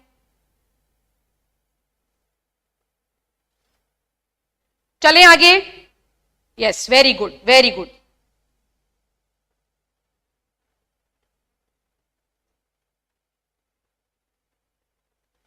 ठीक है, तो चलो अब डाइसैकेराइड्स के नाम देख लेते हैं, बस उतना ही इंपॉर्टेंट है, और ज्यादा डिटेल में हमको जाने की यहां पर जरूरत नहीं है। कौन कौन से डाइसैकेराइड्स? पहला ले लें सुक्रोज, ठीक है, दूसरा ले लें लैक्टोज, माल्टोज, और ले कोई, और कोई ले, बहुत है, ठीक है। सुक्रोज जो है इसको जनरली हम टेबल शुगर बोलते हैं, है ना, this is called as table sugar. Sugar cane से बनती है, नॉर्मली यही यूज की जाती है हमारे घर में, है ना, डब्बे से चीनी मिला के पानी में घोल के जब पी लेते हैं, तो जो शुगर हम यूज कर रहे हैं वो कौन सी है? वो सुक्रोज है। अब सुक्रोज के बारे में बच्चों एक बहुत खास बात है ना, एक बहुत खास बात है कि ये स्वीट तो है टेस्ट में, ये स्वीट तो है टेस्ट में, ये घुलनशील भी है, ये पानी में भी घुल मिल जाएगी, है ना, ये बात तो इसकी बिल्कुल ठीक है। बट बहुत इंपॉर्टेंट बात है इसकी, that it is non reducing in nature. ये कैसी है? ये नॉन रिड्यूसिंग इन नेचर है। और ये नॉन रिड्यूसिंग इन नेचर क्यों है, इसका जवाब आपको खुद ही समझ में आ जाना चाहिए जब मैं इसका क्या करूंगी, जब मैं इसका लिंकेज बनाऊंगी, जब मैं इसकी बॉन्डिंग बनाऊंगी, तो आपको ये चीज समझ में आ जाएगी। अब सुक्रोज में जो दो मोनोसैकेराइड यूनिट्स यूज होते हैं, वो एक होता है ग्लूकोज और दूसरा होता है फ्रक्टोज। ये तो अपने को मालूम है, एक होता है ग्लूकोज और दूसरा हमारा होता है यहां पर फ्रक्टोज, ठीक है। अब यहां पर जो लिंकेज यूज हो रही है, that is what, it is alpha beta. दूसरे कलर से लूं या इसी कलर से लिख दूं? This is alpha beta 1,2 this is alpha beta 1,2 glycosidic linkage. और ये बहुत इंपॉर्टेंट है, this is extremely important. Why this is important? Because यहां ध्यान से देखो, यहां पर एक चीज ध्यान से देखो कि एक तो हमने यूज करा है ग्लूकोज, एक हमने यूज किया है फ्रक्टोज। फ्रक्टोज जो होता है वो कीटोन शुगर है, वहां पर जो फंक्शनल ग्रुप है वो कीटोन है, ठीक है। और वो कहां प्रेजेंट होता है? वो सेकंड कार्बन पे प्रेजेंट होता है, क्लियर है। ग्लूकोज जो है वो एल्डिहाइड है, ठीक, और इसका कौन सा फंक्शनल ग्रुप है? एल्डिहाइड, और वो कहां प्रेजेंट होता है? टर्मिनल पे। और बॉन्डिंग कहां हो रही है? 1 और 2 पोजीशन पे बॉन्डिंग हो रही है। तो अगर 1 और 2 पर बॉन्डिंग हो रही है तो फंक्शनल ग्रुप कहां बचेगा? फंक्शनल ग्रुप बचेगा ही नहीं। इसीलिए ये कैसी है? ये नॉन रिड्यूसिंग इन नेचर हो जाती है। क्या ये पॉइंट क्लियर है? जब मैंने बताया था कि जो मोनोसैकेराइड्स, डाइसैकेराइड्स होते हैं, ये हमारे रिड्यूसिंग इन नेचर होते हैं। क्यों रिड्यूसिंग इन नेचर होते हैं? बिकॉज इनके पास एक फ्री फंक्शनल ग्रुप प्रेजेंट होता है, बट यहां पर वो फ्री फंक्शनल ग्रुप नहीं है, इसीलिए ये कैसी हो जाएंगी? They are non reducing in nature. क्या ये बात समझ में आ गई है? अगर यहां पर कोई डाउट है तो आप मेरे से पूछ सकते हैं, ठीक है।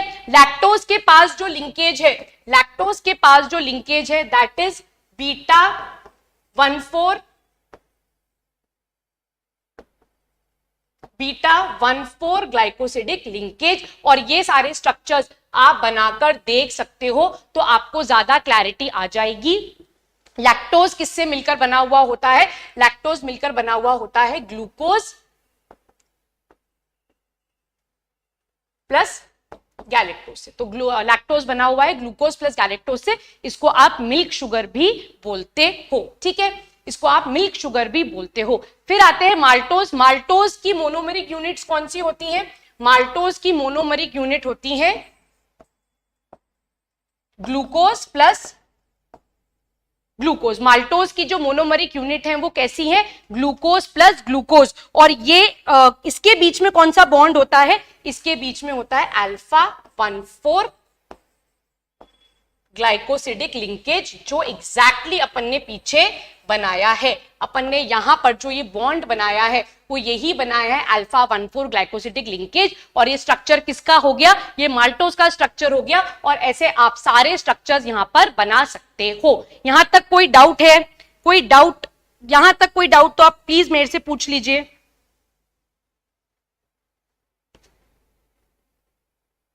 अनूप सिंह, डॉक्टर प्रज्वल बाजपेयी,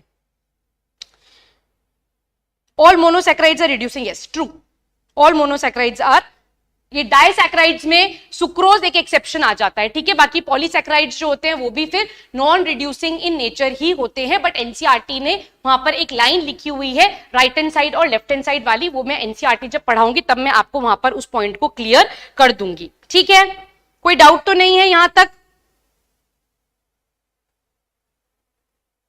ठीक है, देख लो कोई डाउट तो नहीं है, कॉपी कर लो, नोट्स बना लीजिए, नोट्स बना लीजिए, इसके स्ट्रक्चर बना के देखिए,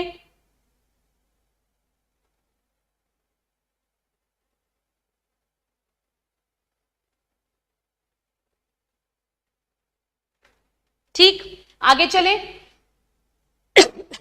आगे चले, अब अपन मूव करेंगे ऑन डाइसैकेराइड्स, पॉलीसैकेराइड, सॉरी,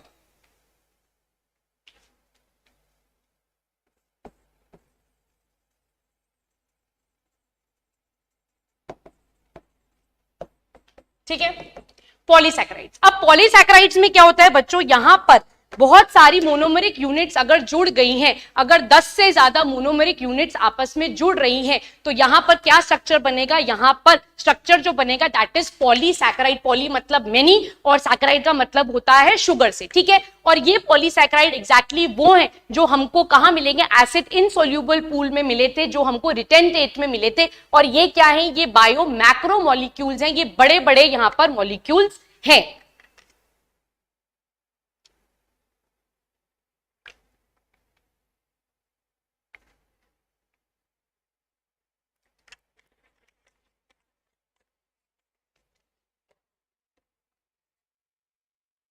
ये कैसे होते हैं,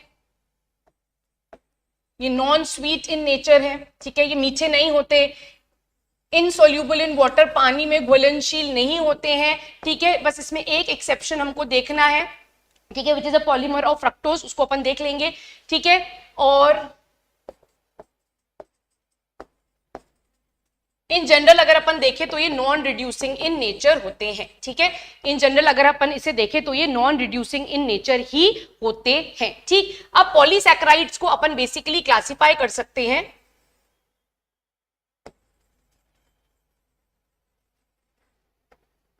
पॉलीसैकेराइड को हम दो हिस्सों में बांट सकते हैं, एक हो सकता है होमोपॉलीसैकेराइड और एक होता है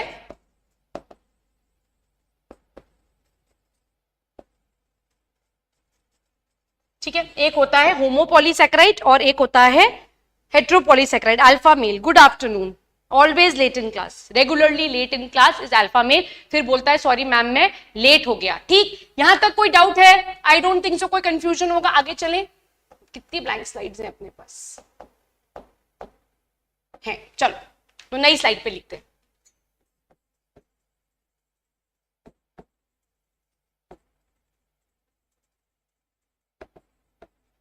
होमोपॉलीसैकेराइड का मतलब है कि जो पॉलीसैकेराइड है उनकी जो मोनोमरिक यूनिट्स हैं वो सारी कैसी है, वो सारी एक जैसी ही हैं, तो all the monomeric units present in homopolysaccharide are similar, that means अगर ए है तो यहां पर सारे क्या होंगे, सारे ए ही अटैच होंगे, तो अगर सारी मोनोमरिक यूनिट्स एक जैसी हैं तो इस पॉलीसैकेराइड को हम क्या बोलेंगे बच्चों, this is called as homopolysaccharide. तो यहां पर कुछ एग्जांपल्स है, एग्जांपल्स आपको पता होने चाहिए, जैसे स्टार्च,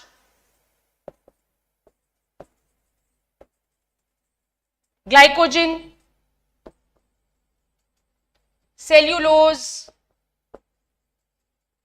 काइटिन, इन्यूलिन, ये सारे एग्जाम्पल्स आपको पता होने चाहिए। इन्यूलिन जो है it is a homopolymer of fructose, यहाँ पर 100 फ्रक्टोज यूनिट्स ही जुड़कर इसको बनाते हैं, तो ये क्या है, ये एक एक्सेप्शन है, ये पानी में घुल जाता है because of it simple structure, बस इतनी सी बात आपको यहाँ पर याद रखनी है, ठीक है।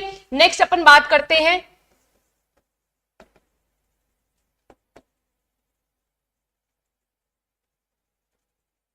हेट्रोपॉलीसैकेराइड, यहां पर दो ही एग्जाम्पल याद रखना, ज्यादा याद करने की जरूरत नहीं है। हेपेरिन, ठीक है, दिस इज द एग्जाम्पल, यहां पर ये एग्जाम्पल है, और लिखना चाहते हो आप तो पेक्टिन यहां पर लिख सकते हो, ठीक है।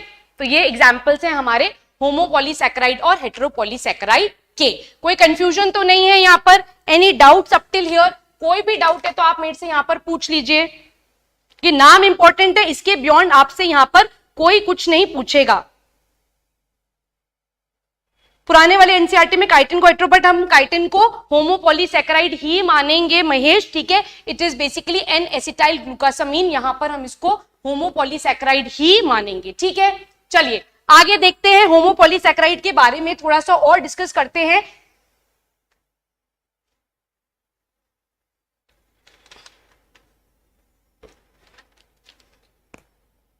सबसे पहले यहां पर लेते हैं स्टार्च, ठीक है। स्टार्च हम सब जानते हैं, starch is the stored food in case of plants, it is stored food in case of plants, ठीक है। तो स्टार्च क्या है? एक पॉलीसैकेराइड है जिसका मोनोमेरिक यूनिट जो है वो ग्लूकोज है and it is a stored food of plants, ठीक है। अब यहां पर जो स्टार्च का स्ट्रक्चर है इसमें दो चीजें प्रेजेंट होती हैं। यहां बात करेंगे तो जहां पर ब्रांचिंग प्रेजेंट होगी वो अमाइलोपेक्टिन है, और अगर अनब्रांच की बात करेंगे तो वो अमाइलोज है, ठीक है। यहां पर कोई कंफ्यूजन नहीं होना चाहिए, इतना ही हमको याद रखना है, इससे ज्यादा हमको यहां पर याद रखने की कोई जरूरत नहीं है। नेक्स्ट अपन बात करते हैं सेल्यूलोज की, ठीक है। नेक्स्ट बात करते हैं सेल्यूलोज की। सेल्यूलोज क्या है बच्चों? सेल वॉल मटेरियल है। किसका? सेल वॉल मटेरियल है प्लांट्स का। हम इसको डाइजेस्ट यहां पर नहीं कर सकते हैं, हमारी बॉडी में ये डाइजेस्ट नहीं हो सकता है। और इसकी जो मोनोमरिक यूनिट है, इसकी जो मोनोमरिक यूनिट है वो भी क्या है बच्चों? वो भी ग्लूकोज है। सेल्यूलोज में इससे ज्यादा हमको पढ़ने की कोई जरूरत नहीं है, ठीक है। सेल्यूलोज में इससे ज्यादा पढ़ने की जरूरत नहीं है। और ये क्या है? ये world's most abundant organic compound है, ठीक।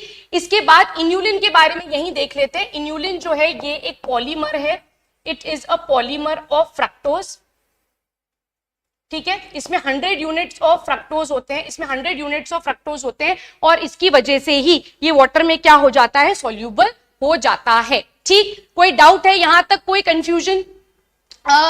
काइटिन के बारे में देख लेते हैं। अच्छा यहाँ लिपिड स्टार्ट हो गया, तो यहीं पर काइटिन के बारे में देख लेते हैं।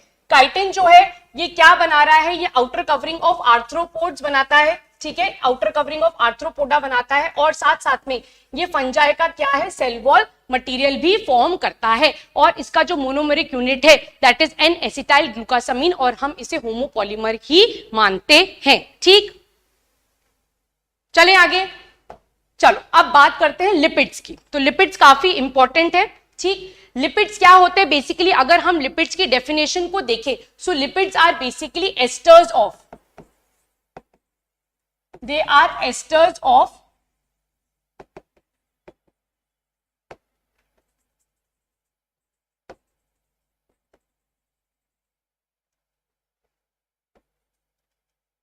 आज क्या हो रहा है इस बोर्ड को?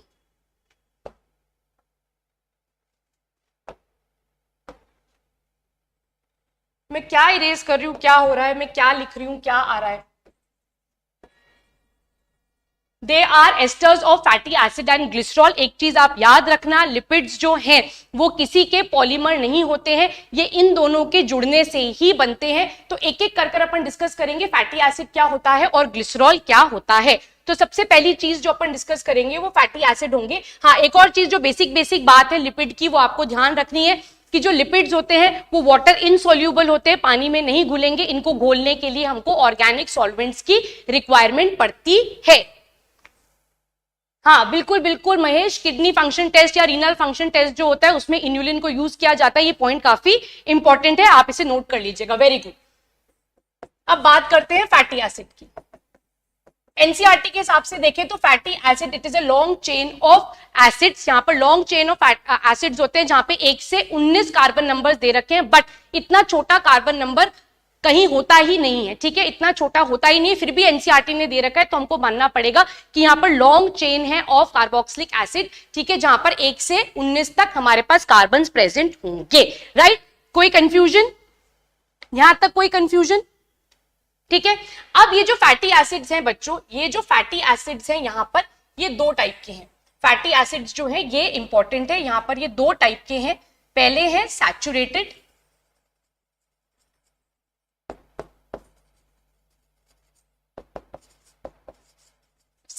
फैटी एसिड, और दूसरे हैं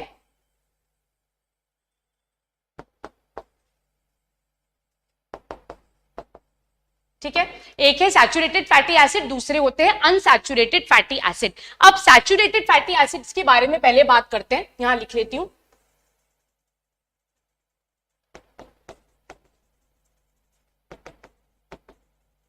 सैचुरेटेड फैटी एसिड्स वो होते हैं जिनमें कार्बन कार्बन के बीच में सिंगल बॉन्ड प्रेजेंट होता है, ठीक है, सिंगल कोवेलेंट बॉन्ड प्रेजेंट है। ऐसे फैटी एसिड्स को हम सैचुरेटेड फैटी एसिड्स बोलते हैं। ठीक, अब ये कैसे रहते हैं? दे आर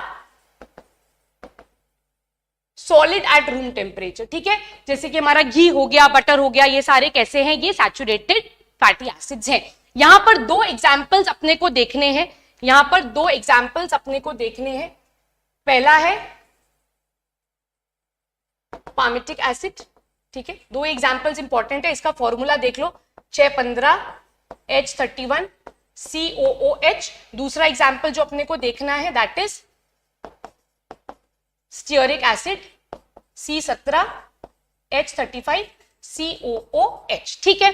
अब यहां पर देखो, क्या मैं इस पामिटिक एसिड को C16H32O2 लिख सकती हूं?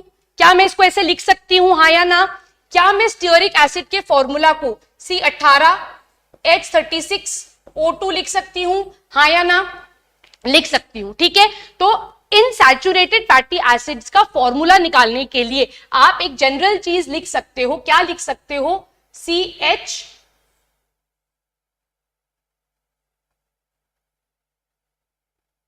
एक सेकेंड,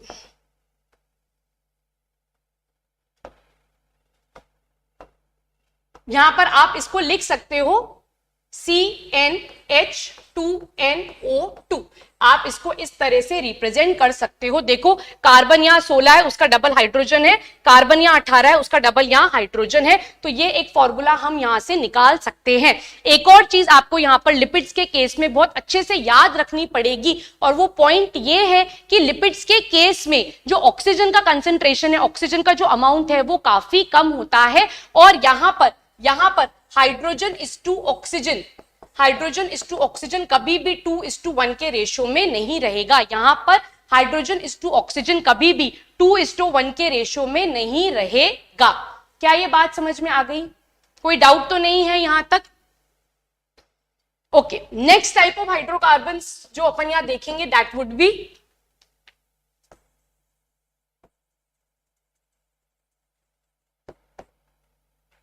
अनसैचुरेटेड, ठीक है। यहां पर जो हम देखेंगे that is unsaturated fatty acids. यहां पर क्या होगा बच्चों? कार्बन के बीच में डबल बॉन्ड या फिर कार्बन कार्बन के बीच में यहां पर क्या प्रेजेंट होगा? यहां पर ट्रिपल बॉन्ड या डबल बॉन्ड प्रेजेंट होगा।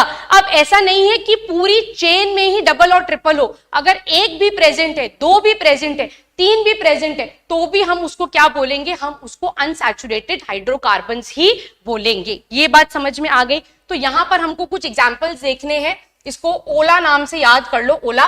तो पहला वाला हो जाएगा ओलिक एसिड, ठीक है, दूसरा वाला हो जाएगा लिनोलिक एसिड, लाइनोलेनिक एसिड, और लास्ट वाला हो जाएगा आर्किड्यूनिक एसिड, ठीक है। ये आप, और यहां पर 4, ठीक है। ये बात समझ में आई? अब यहां से अपन एक चीज बोल सकते हैं कि ये तीनों जो हैं, लिनोलिक, लाइनोलिक और आर्किक से हैं, these three are essential fatty acids. These three are essential fatty acids. That means ये आपको आपकी डाइट में लेने पड़ेंगे। क्या ये पॉइंट यहां तक समझ में आ गया है? कोई कंफ्यूजन तो नहीं है यहां तक? कोई भी कंफ्यूजन है तो आप मेरे से पूछ लीजिए।